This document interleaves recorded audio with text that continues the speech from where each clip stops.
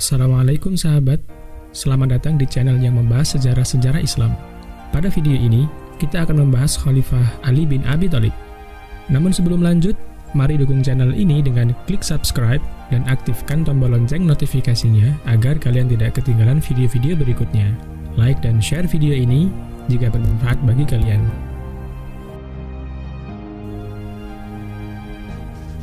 Ali bin Abi Thalib berasal dari keluarga Bani Hashim, keluarga terhormat di suku Quraisy. Ia merupakan putra dari Abu Thalib, paman yang mengasuh Nabi Shallallahu Alaihi Wasallam waktu kecil. Ketika masuk Islam, Ali bin Abi Thalib baru berusia 10 tahun. Ia memiliki kedekatan dengan Rasulullah dengan dua cara, sepupu sekaligus menantu. Istri Ali, yaitu Fatimah, merupakan putri Nabi Shallallahu Alaihi Wasallam. Pengorbanan Ali kepada Islam nampak sejak awal. Saat orang-orang Quraisy mengepung rumah Nabi untuk membunuhnya, Ali adalah orang yang menggantikan Rasulullah di tempat tidurnya. Ia juga merupakan salah satu di antara 3 orang yang ditunjuk untuk perang tanding di Perang Badar dan Uhud. Setelah wafatnya Nabi SAW, Ali bin Abi Thalib adalah sahabat yang selalu menjadi penasehat yang menyertai 3 khalifah sepeninggal Nabi, Abu Bakar, Umar, dan Utsman. Ali bin Abi Thalib terpilih menjadi khalifah Islam setelah terjadi pemberontakan di Madinah yang menewaskan Khalifah Utsman bin Affan. Terbunuhnya Utsman bin Affan di tangan pemberontak menyisakan permasalahan yang besar di tubuh kaum muslimin dan menjadi beban berat bagi pemerintahan Ali bin Abi Thalib. Ali sempat menolak ditunjuk sebagai khalifah oleh pemberontak yang menguasai ibu kota kekhalifahan Islam. Namun, sahabat utama lainnya meyakinkan beliau hingga diangkat sebagai khalifah keempat menggantikan Khalifah Utsman bin Affan. Masa kepemimpinan Ali bin Abi Thalib telah meninggalkan catatan sejarah yang amat penting. Beberapa kebijakan besar dilakukan Khalifah Ali, diantaranya pemindahan ibu kota kekhalifahan Islam dari Madinah menuju Kufah yang terletak di Irak. Kemudian penyempurnaan Al-Quran dengan pemberian tanda titik dan harokat. Mengingat semakin luasnya wilayah Islam serta banyaknya pemeluk Islam yang berasal dari non-Arab membuat banyaknya kesalahan dalam membaca teks Al-Quran. Lalu kita kembali pada persoalan pemerintahan Khalifah Ali bin Abi Thalib. Situasi kekhalifahan Ali bin Abi Thalib dihadapkan pada persoalan yang rumit, di mana Gubernur Syam saat itu, Muawiyah, enggan menyatakan ketundukannya pada Khalifah Ali sebelum dituntaskannya kasus pembunuhan Utsman bin Affan. Muawiyah menuntut hukuman bagi para pemberontak yang membunuh Utsman bin Affan. Namun, menghukum para pemberontak yang sedang menguasai Madinah adalah hal yang sangat sulit dilakukan oleh Khalifah Ali bin Abi Thalib, sebab dapat berakibat pada terjadinya pertumpahan darah terhadap sesama muslim, dan Ali bin Abi Thalib berusaha menghindari itu. Karena keadaan Madinah sudah tak kondusif, maka Khalifah Ali memindahkan ibu kota kekhalifahan Islam ke Kufah. Di Kufah, dukungan terhadap Khalifah Ali bin Abi Thalib sangat tinggi. Kufah juga merupakan salah satu kota pertama yang dibangun oleh kekhalifahan Islam sejak masa Umar bin Khattab. Sementara itu, keputusan Ali dalam menyikapi pemberontak membuat banyak orang Madinah kecewa terhadap keputusannya. Di antara mereka adalah sahabat Thalhah bin Ubaidillah, Zubair bin Awam, dan Ummu Aisyah. Untuk meyakinkan khalifah agar segera menghukum pemberontak, mereka berangkat ke Kufah dengan beberapa pasukan untuk menghadap Khalifah Ali. Pada dasarnya, perbedaan pendapat akan tindakan yang benar dalam menghukum para pemberontak didasari atas ijtihad para sahabat. Namun bagi Khalifah Ali, tidaklah memungkinkan secara politik untuk menghukum mereka. Khalifah meyakini solusi terbaiknya adalah melanjutkan hidup dengan saling memaafkan dan berusaha menyatukan umat kembali. Di pihak Aisyah berpendapat, penyatuan kembali mustahil dilaksanakan tanpa memperbaiki kesalahan dengan menindak tegas para pembunuh Utsman.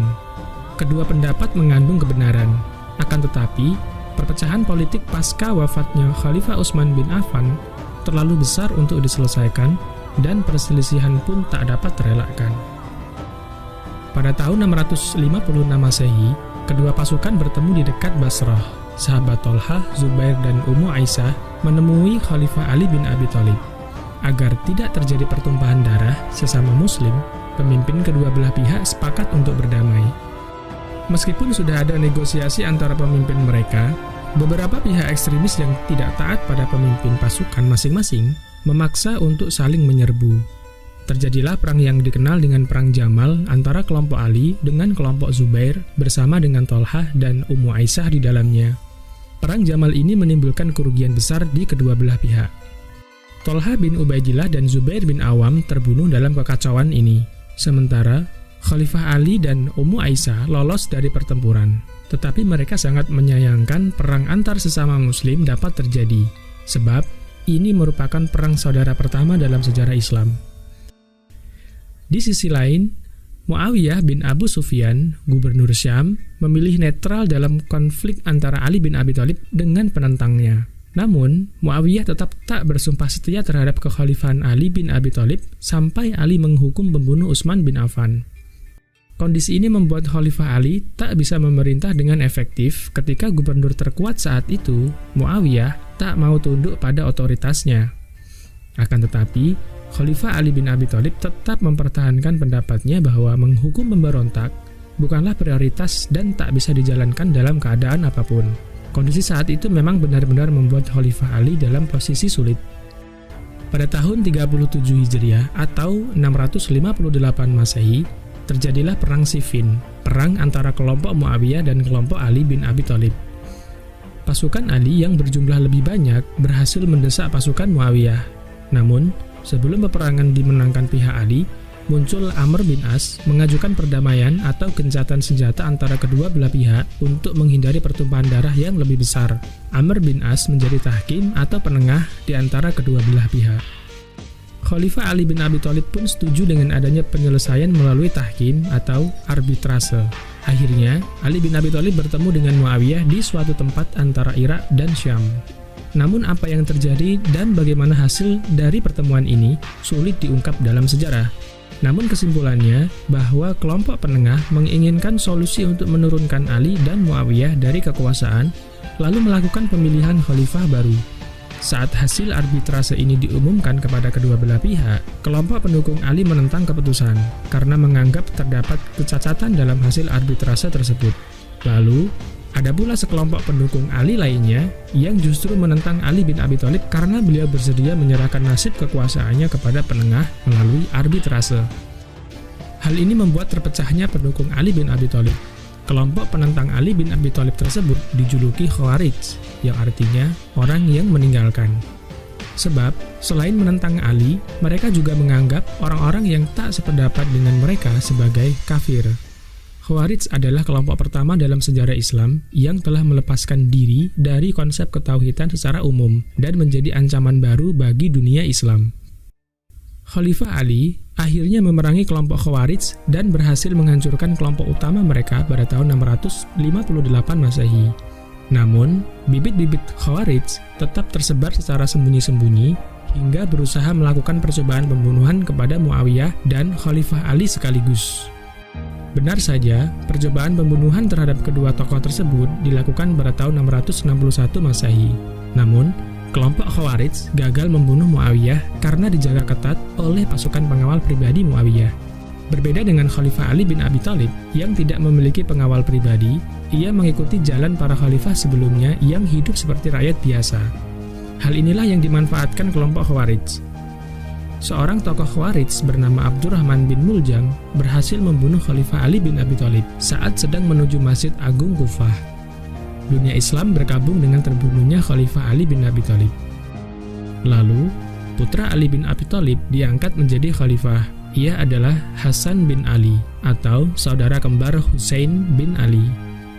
Wafatnya Khalifah Ali bin Abi Thalib masih menyisakan perselisihan antara pendukungnya dengan pendukung Muawiyah di Syam.